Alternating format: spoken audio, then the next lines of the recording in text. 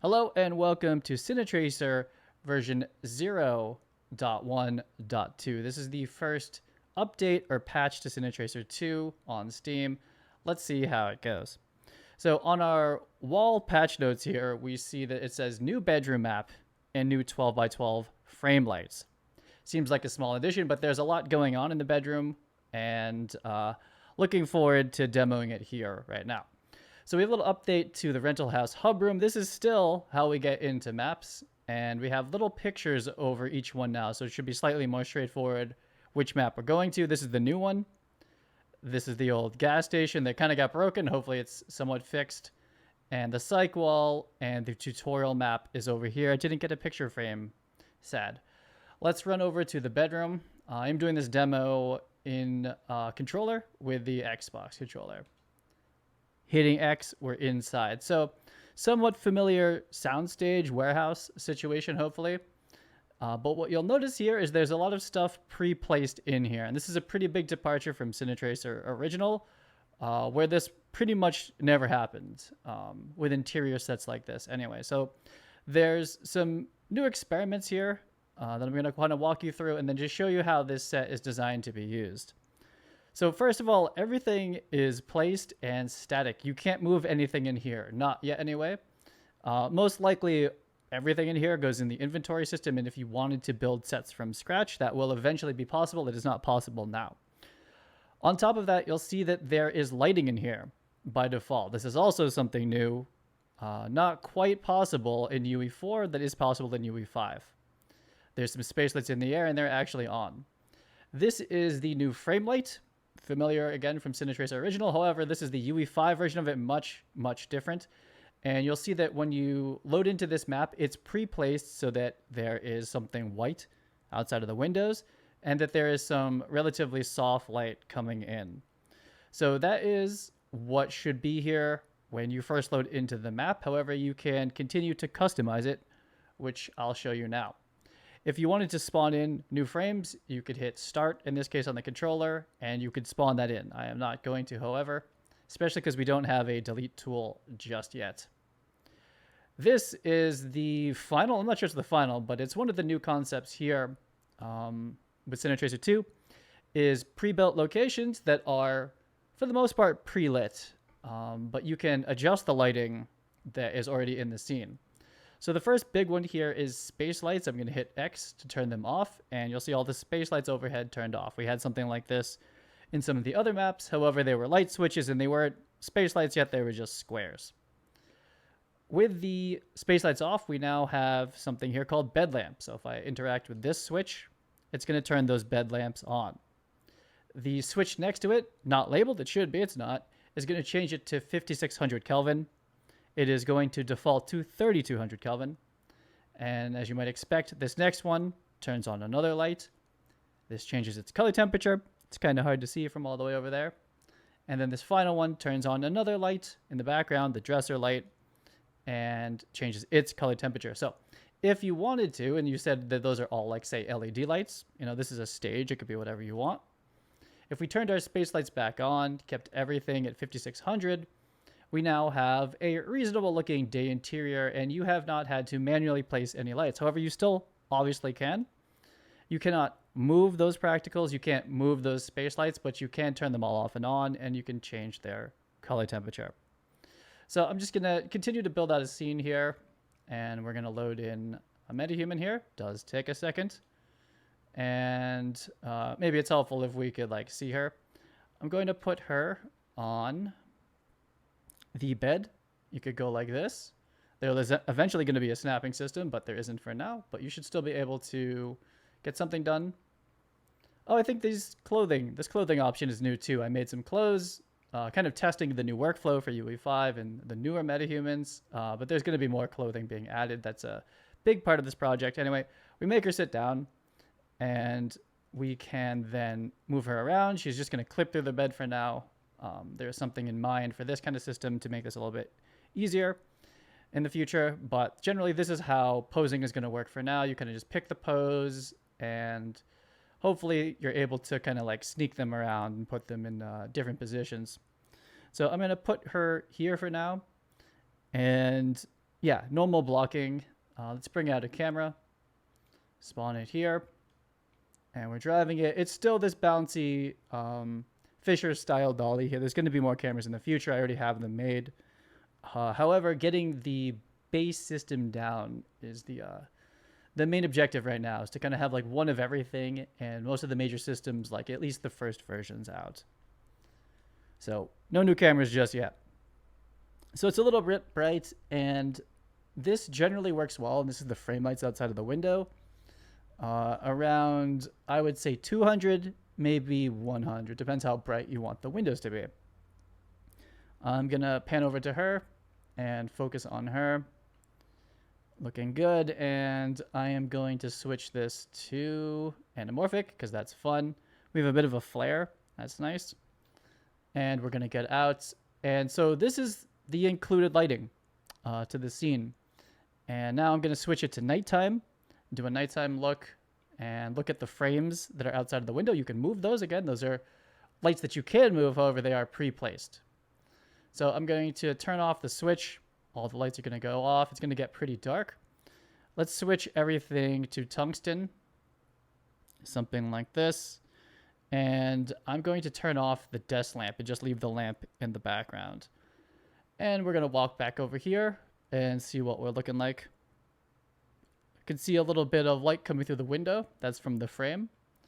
More light coming through the bay window. That's from the other frame. And then we have this. I am pleasantly surprised with how good that glass practical lamp looks. That's a lot of different like UE5 tech to have a look that nice. And I think it looks nice. And it looks like it should, kind of like for the real world. It's close, I think.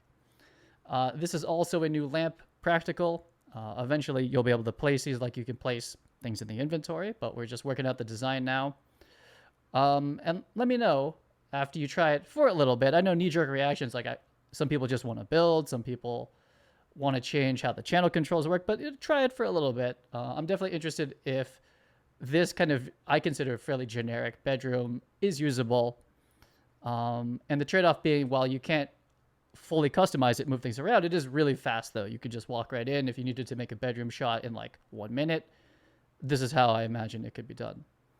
So we're gonna roll up to this frame light, and again, it's one of these lights, so we can pick it up, move it around. I just have it pre-placed in like a kind of suggested place. It's pretty good placement for it, given the angles you can film and the type of lighting we want. But what we can do is edit it, and I have updated pretty much all of the lights to actually properly have the right color temperature. Still can't do colors, but color temperature is pretty accurate here. So we're going to go for 10,000 Kelvin on this one. And we're going to go over to this one here. And I'm going to edit it, change it to 10,000 Kelvin. And for the record, when you're just walking around like this, the first person view is permanently at 5,600 Kelvin. So that's what we're looking at. And we'll see that through the windows is a little blue. The tungsten lights that are at 3,200 Kelvin are a little orange, right? Because again, we're at 5,600 Kelvin. Once you go into the camera, however, you can then change this balancing, right? So we balance to 3,000, everything's like insanely blue. But if we balance to 10,000 Kelvin, now the practicals are really orange, and the 10,000 Kelvin coming through the window is white. I think this looks pretty nice. Unreal Engine does kind of mute the saturation of 3,200 Kelvin. In real life, I feel like it would be a much more orange, but we'll go with that here.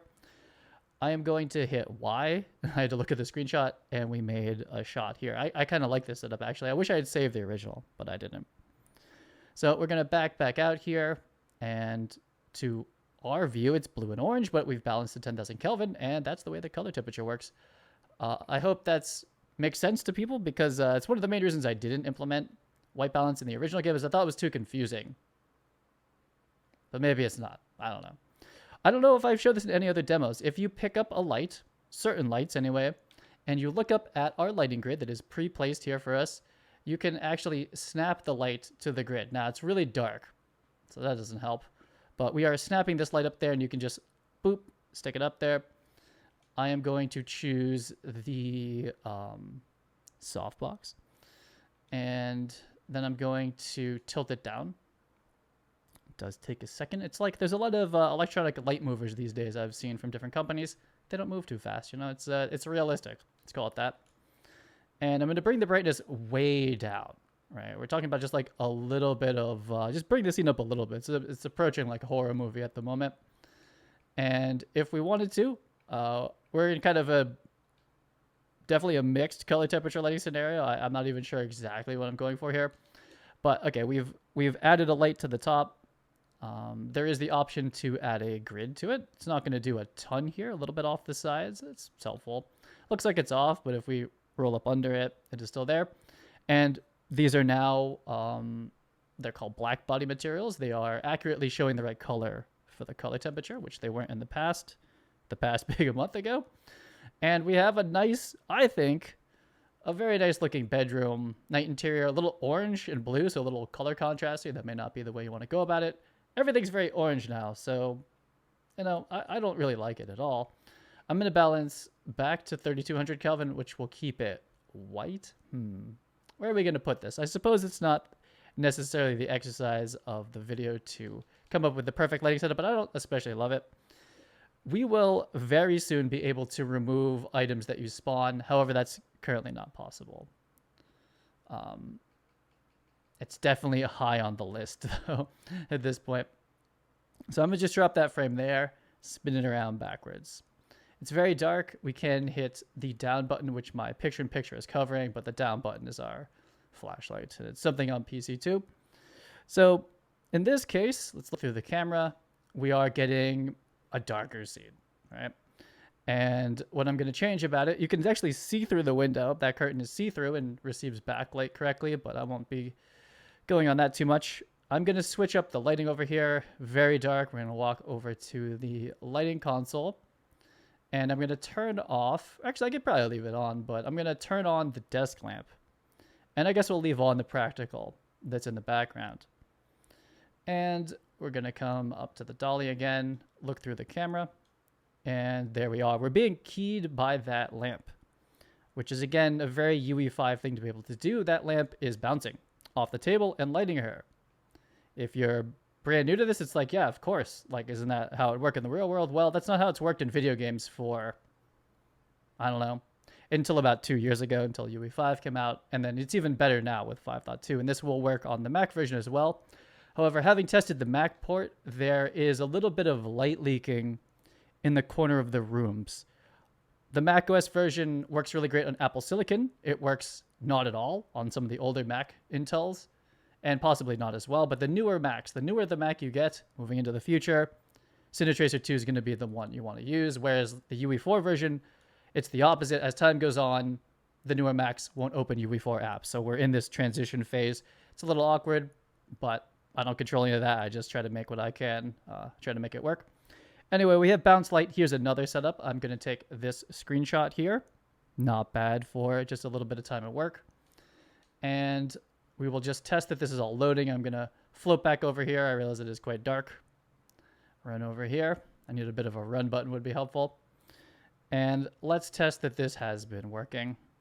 Let's edit a shot list. I'm going to need to go back to keyboard here because I need to type in a name for this.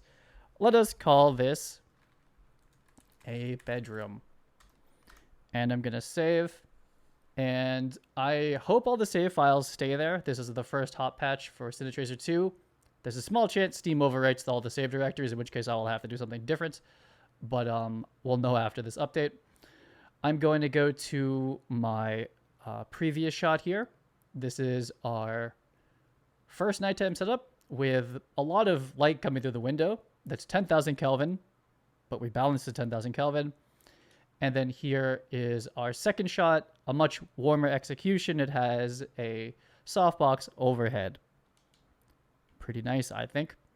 So that is the update here. And this is a very new concept, especially if you're coming from CineTracer original, that the set would be built out to this degree for you and that the lights are placed.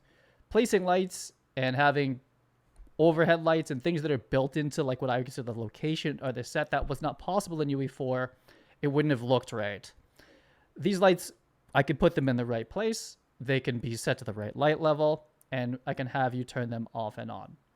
Now for people, especially if you're coming from CineTracer original, you might like, I just want to build my own set, place the lights. That's certainly going to be possible. But the concept here is for time. that not everyone has the time to build a bedroom, even if I gave you all the pieces. And this will continue to scale out across multiple sets. I'm going to make bedrooms, like, okay, I made a bedroom, living rooms, dining rooms, standard residential, and then into other locations where, like, even if we have the building stuff, I know that a certain percentage of players don't have time to build the sets, maybe don't know how to either, don't want to.